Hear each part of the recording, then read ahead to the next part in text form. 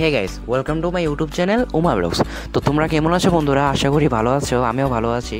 তো এসে পড়েছি নতুন একটা ভিডিও নিয়ে। তো বন্ধুরা, কয়েকটা দিন ধরে গরমটা যেভাবে পড়েছে, এই গরমে জ্বালা তো মানুষ থাকতে পারছে না, তো গাছপালা কীভাবে থাকবে?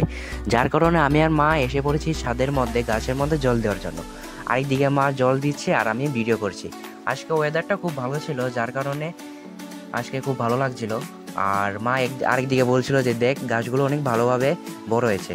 তা আমি বললাম যে তুমি টাইম টু টাইম যে গাছের মধ্যে জল দাও, যার কারণে গাছগুলো অনেক ভালোভাবে গ্রো করেছে।